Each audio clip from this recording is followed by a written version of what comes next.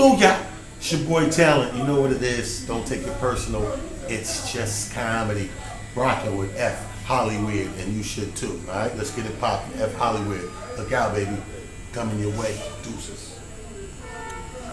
So, if you could, share a couple of your stories. I know you've been in this business. Yeah. Sunset Park, you know, all the things you've been through. I know the like behind the scenes. Oh, yeah. Can you share a couple of stories that happened to Definitely. you? Well, let's start with Sunset Park. Sunset Park was the first film that I got to work on out of the 9 that I did so far. And just me getting into the role of Butter, me being Butter, a principal role in Sunset Park was straight luck. I'm just a funny comedian on the scene, and they're looking for a guy. The description comes across. All we want, you know, can he play ball? He has to be funny. You know what I mean?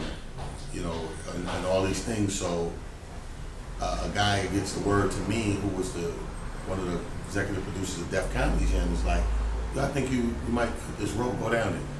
I haven't acted an ounce. I haven't done anything, and I go down there, and I go in there, I read it, I play around with it, I get a call back.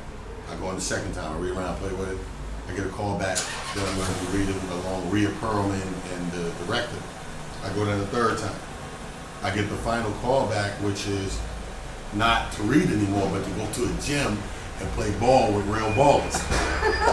So I'm like, damn. And then you go from the acting part to can you hold as well do and pull this off. So we go in there, we hoop it up, and I get lucky and I get the role. And again, now it's like, okay, well, here's the situation.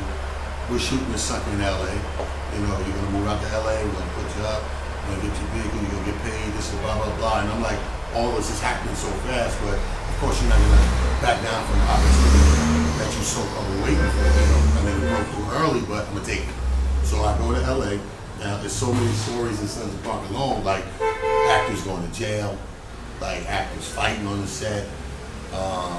It's crazy. Like the guy who plays Busy B, he went to jail and he's been locked up for years. And this guy was probably, outside of Terrence Howard and Fredro Starr, he's probably the most talented actor of us all. He played the role of Busy B, the guy with the glasses.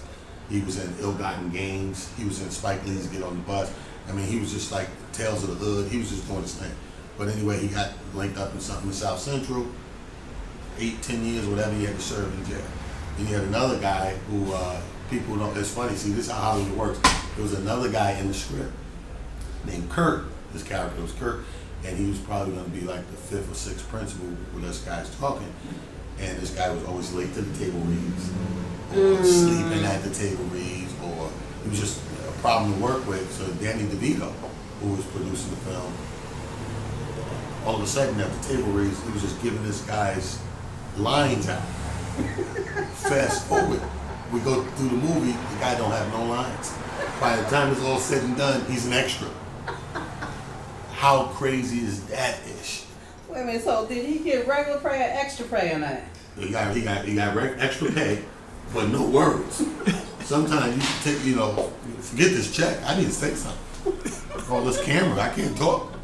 And I looked at the funny guy, I said, you know, and I said, do y'all realize what happened? And everybody, it happened so, they did it so smoothly, I don't think anybody realized what happened.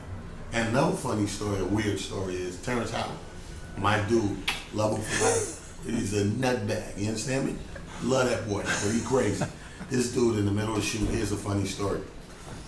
If you look at the movie poster and you look at the DVD or VHS cover, 2 different covers. And the reason for that is they set up a photo shoot for the cover. And it's a Saturday or something. And we go down to this place and we shoot the cover. Everyone's there. Who doesn't show up? Terrence Howard doesn't show up. They're calling all over. Nobody knows where the hell he at. So we couldn't, at the time, they took a picture. If you look at the movie poster, it's just Fredro, my friend Antoine Tanner, and Rhea Perlman's in the middle. And it's just them three. It's at Sunset Park, blah, blah, blah. When you go get the VHS or the DVD, it's a cover of all of us in the basketball uniforms around Rhea Perlman, all of the principals. So finally, they can't find this guy. Monday, they find this guy. You know where he was? He was in jail for the weekend. because they impounded his car, and he, instead of going to pay the impound, he got his sawed-off shotgun and went down there and took his goddamn car back. Like they don't know it's you. He said. And they went and got that ass, locked it up, and he missed the photo shoot. And that's the story of just the photo.